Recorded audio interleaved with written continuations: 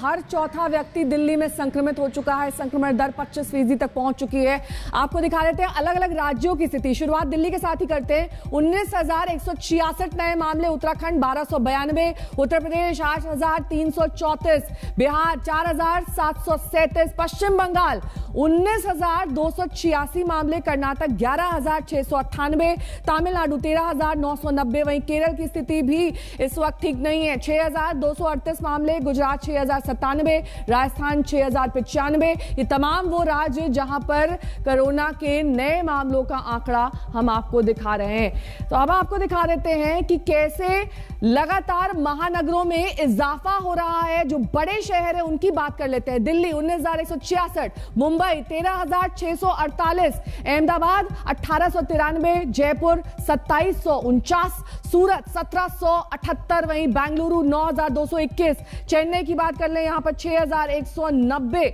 नए मामले। तो ये दरअसल दर्शा रहा है कि जो बड़े शहर हैं वहां पर स्थिति खराब होती जा रही है। महाराष्ट्र की बात कर लेते हैं। महाराष्ट्र में शुरुआत करते हैं 5 जनवरी से, जब 26,538 मामले थे। 6 जनवरी को ये बढ़कर 36,265 हो गए।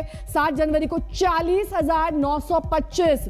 फिर ये कर्व थोड़ा थोड़ा फ्लैट होता हुआ दिखाई दिया। 8 जनवरी को 41,434, उसके बाद एक बार फिर से बढ़ता हुआ ये आंकड़ा 44,388। लेकिन 10 जनवरी को थोड़ी राहत की खबर, 33,470 मामले आए, यानी कि कर्व में थोड़ा सा डिक्लाइन देखा गया।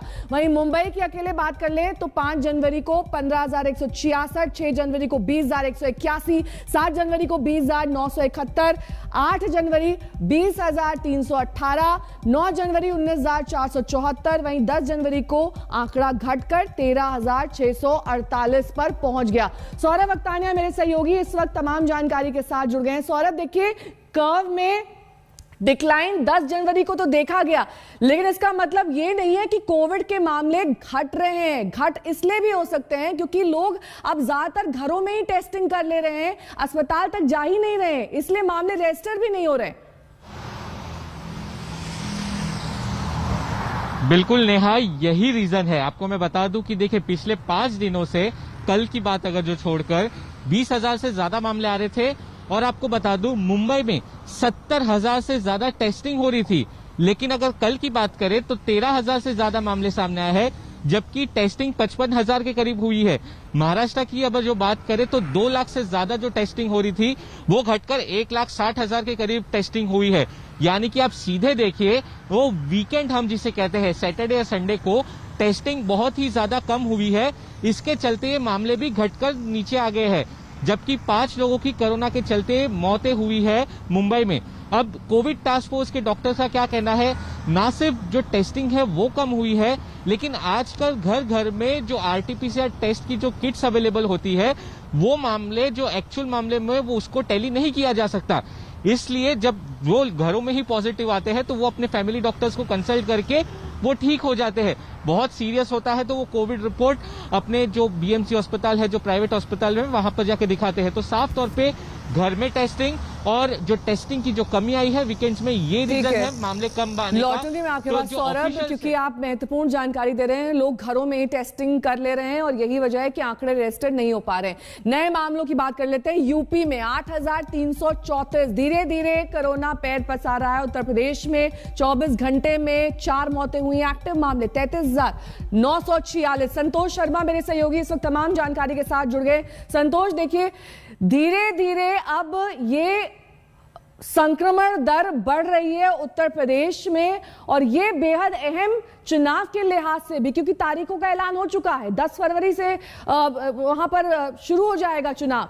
ऐसे में वहां की सरकारों को इस वक्त काफी ज्यादा होशियार रहना है। देखिए बिल्कुल, उत्तर प्रदेश में जिस तरीके से कोरोना का संक्रमण बढ़ता जा रहा है, जो नेशनल एवरेज है वो 1.64 है, लेकिन उत्तर प्रदेश में ये नेशनल एवरेज से बढ़ गया है, 2.64 के एवरेज से बढ़ रहा है। यानी एक संक्रमित व्यक्ति कम से कम 2.5 से 3 लोगों के बीच में इन्फेक्शन फैला रहा है, 2 से अधिक लोगों को इन्फेक्टेड कर रहा है। जो रेट ऑफ स्प्रेड है वो बहुत तेजी से बढ़ रहा है। वहीं दूसरी तरफ अगर देखा जाए तो चुनाव सिर पर है। जो पार्टीज हैं वो, हालांकि चुनाव आयोग ने 15 तारीख तक के लिए रोक लगा दी है। 15 तारीख के बाद ये तय करेगा चुनाव आयोग कि उत्तर प्रदेश में रैलियां होंगी या नहीं। लेकिन डोर टू डोर कैंपेन चालू हो गया है।